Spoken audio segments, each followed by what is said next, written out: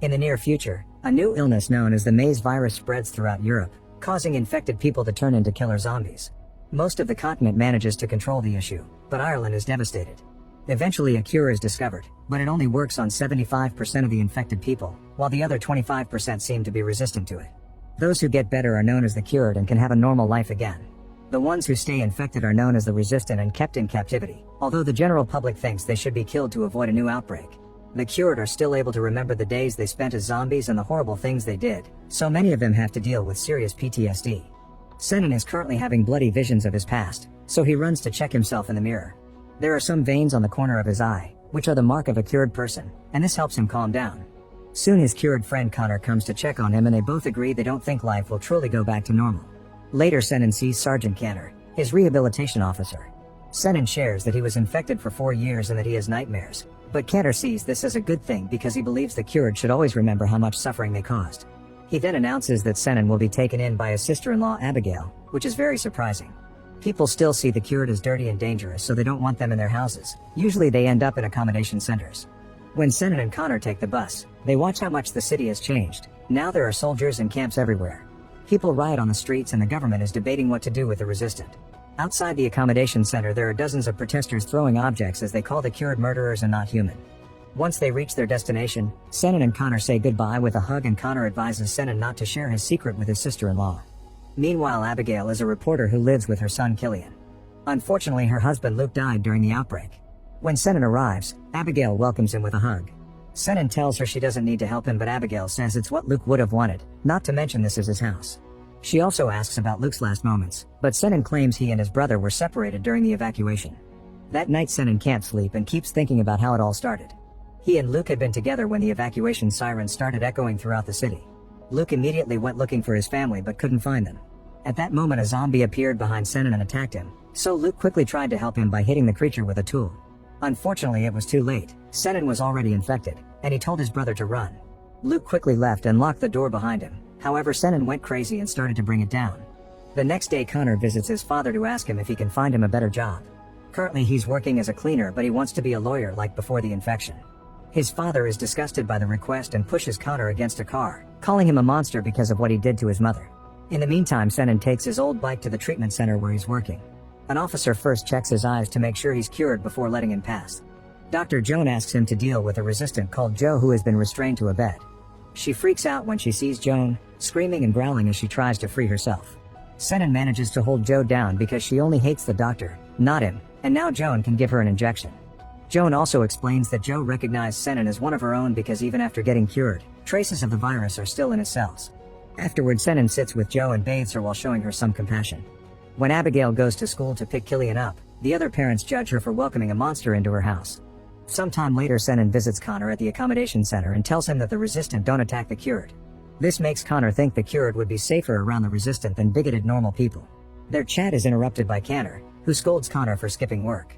Connor explains he isn't a cleaner, so Connor has to remind him things have changed and they must play by the new rules. Connor also tells Connor not to contact his family anymore because they don't want him back in their lives. Hearing this makes Connor snap and attack Connor, who immediately smashes Connor on the table and throws him on the floor. Senan wants to help his friend, but 2 armed men hold him back. That night Senan dreams about being a zombie and attacking a child. When he wakes up, he finds bigoted graffiti on the front door. Meanwhile, Joan is horrified to learn that the government will start killing all the resistant, promising they'll be gone by the end of the week. At the same time, Connor approaches Abigail and introduces himself as Senan's friend. Abigail is friendly toward the cured and asks him about his experience, so Connor explains how hard it was to be trapped inside his own body and how it was impossible to resist the bloodthirst. At the treatment center, Senan keeps helping Joan work on a cure by handling Joe. During his break he notices 2 soldiers entering the building where the resistant are kept. Suddenly he hears a woman growling, so he follows the noise into a cell. There a soldier is keeping a female resistant down while the other soldier is peeing on her legs. A furious Senan tackles the man, who uses his soldier training to easily overpower Senan and push him against the wall. The resistant uses the distraction to free herself from the soldier's hold and starts chasing him through the corridors. The other soldier immediately takes out his gun and shoots her. Senan is devastated to watch her die, but the soldier says she was going to die anyway. While riots on the streets get worse, Joan appears on the news. She defends the resistance rights and swears she only needs a bit more time to find a better cure. The hostess disagrees, saying that killing the resistant is a merciful act to protect society. Hearing this, Connor points out that the government will come after the cured next and they must stop them. Later, Connor takes Senan to the basement of the accommodation center where rebels have formed the Cured Alliance to fight for their rights. They get a bunch of Molotov bombs ready and Connor tells Senan they'll only be targeting empty homes. That night the rebels visit a bunch of different houses belonging to the soldiers and set them on fire. At the same time, Abigail is woken up by a call from her boss who wants her to cover the incident, so she gets to notice that Senan isn't in his room. The next morning the news talk about the Cured Alliance and call them a terrorist organization. Senan is shocked to hear a man did die during the bombing. Now any person protesting in favor of Cured rights gets arrested. Later Senan keeps having flashbacks and seeing himself as a zombie. A memory reveals that it was Connor who bit Senan and Luke tried to make his brother see reason, only for Senan to attack him and kill him in the same house Abigail is living in now. One afternoon in the doctor's office, Senan finds a picture of Joan and Joe together. It turns out they were a couple and found the cure together before Joe was infected. When he goes home, Abigail asks him if he's been attending Cured Alliance meetings since he leaves the house every night, but he denies it. Then she shares how horrible it was to come home and find her husband's dead body on the floor. To distract her from the pain, Senan takes Abigail and Killian to a spot outside the city with a wonderful view. He explains he and Luke came here all the time when they were kids. That night Connor visits Senan at home, but things get tense when Abigail points out it's a good idea to euthanize the resistant to avoid another outbreak. However, she's in favor of Cured rights and thinks they can't be blamed for what they did as zombies since they weren't in control, which makes Connor wonder if she would forgive her husband's killer. Abigail gets upset and leaves the room. Then Senan calls Connor out for lying about the empty houses and announces he's quitting the alliance. The next day, while Senan is taking Killian to school, Connor visits Abigail under the excuse he must check on the Cured's families. After a few routine questions, Connor begins showing his true colors. He thinks the zombies aren't mindless, that they hunt together as a pack, and communicate with each other to make plans for their killing.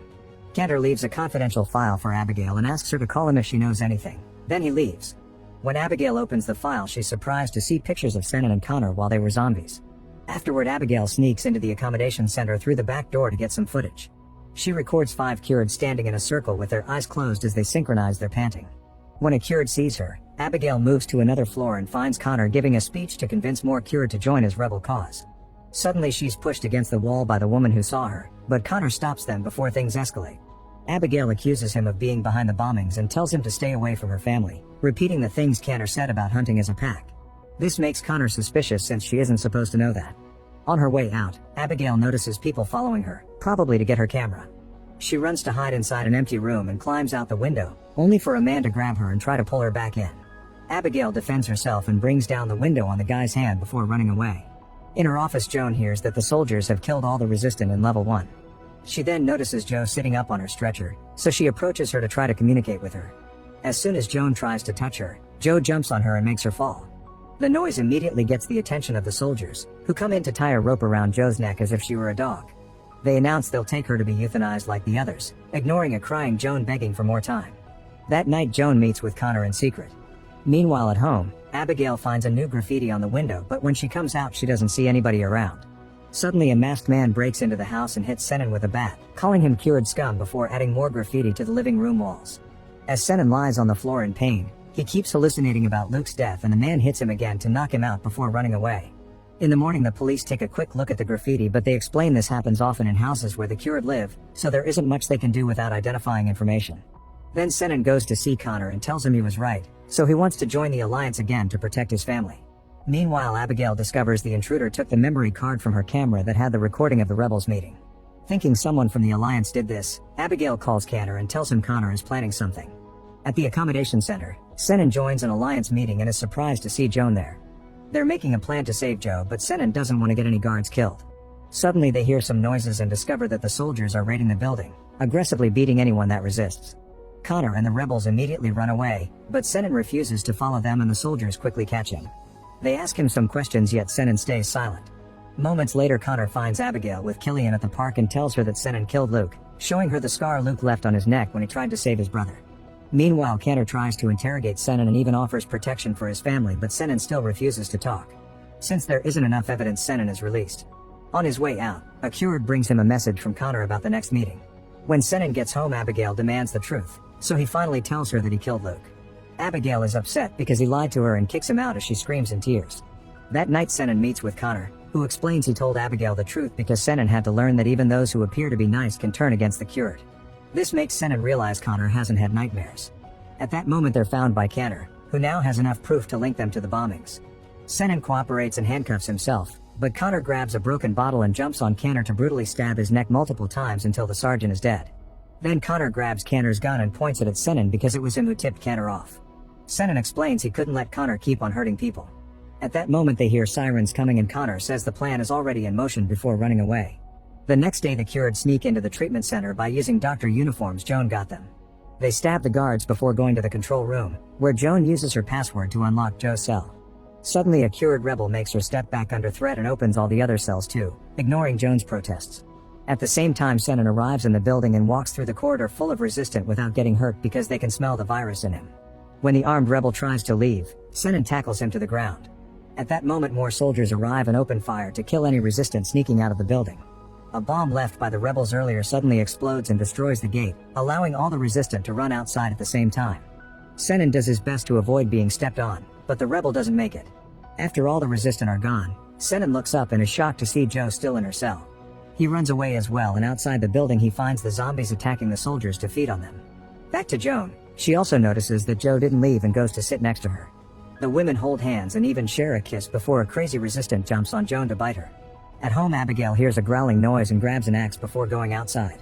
When a zombie approaches her, she immediately brings him down. There are more zombies coming, but also a truck full of soldiers who start evacuating the area. Abigail wants to pick up her son from school, yet the soldiers force her to stay with them. Nearby Senan is running down the street while the soldiers shoot the zombies around him. He finds Abigail being taken away in the truck and she screams at him, asking him to rescue Killian. All over town zombies and soldiers continue to fight. Connor tries to befriend one of the creatures only to watch it get shot down, so he doesn't help the soldier when another zombie jumps on him. The evacuated citizens like Abigail are taken to a quarantine camp, but the cured aren't allowed in. Senan runs through all the chaos and makes it to the school, where kids are following a soldier and the teacher is being eaten by a zombie. He shouts Killian's name until he finds him hiding nearby, then he picks the boy up and starts running without noticing Connor watching him. A few blocks later Connor shows up with a zombie that wants to take Killian. Senan makes the boy run away while tackling the zombie to the ground to buy some time. More zombies appear to chase after a running Killian while Connor hits Senan from behind with a pipe to keep him from following them. When Senan gets up and tries to leave anyway, Connor hits his legs before straddling him to beat him up. The soldiers nearby are still shooting at the zombies and a stray bullet strikes Connor, bringing him down. Senan has the chance to finish him off, but at that moment he hears Killian's voice crying for help, so he runs to save his nephew instead. The kid is hiding under a car and the zombies are reaching out for him, so Senan has no choice but to beat them up with a pipe. Then Senan picks Killian up and on their way out, he notices Connor is gone. At the quarantine zone Abigail tells a guard that the cured should be allowed in and spits on the man, who punches her stomach in return. This makes the cured go crazy and they push in to enter the safe zone. While everyone is distracted, Abigail sneaks into a building and takes the stairs to escape. After walking for a while, she's shocked to find a dead soldier on the ground. At that moment a zombie comes after her, so Abigail takes the soldier's gun and shoots her down. Then the soldier wakes up as a zombie too and Abigail has to kill him as well. At the treatment center, Joe stares at Joan's body for a while before finally leaving the building. It's dark outside when Abigail finally returns home. Senan also arrives with Killian, who runs to hug his mother. Suddenly a zombie jumps out and quickly bites Killian before Senan jumps on him to furiously beat him to death as he screams in frustration. Afterward Abigail considers killing her son before he transforms, but Senan takes Killian from her. He says that he'll keep his nephew safe until he can get the cure, then they leave and Abigail is left grieving alone. Sometime later the news announce order has been restored, but now there are 8,000 zombies in captivity. The government is still killing the resistant, claiming it's the only way to get rid of the virus for good. The streets are covered with posters of Connor, who has become the face of the rebels. Abigail is worried about her son, but she smiles when she hears in the news that a small group of infected people are on the run in the countryside. Senan and Killian are part of that group and doing their best to survive. Make sure to subscribe and turn on notifications so you can watch more videos like this. Thanks for watching.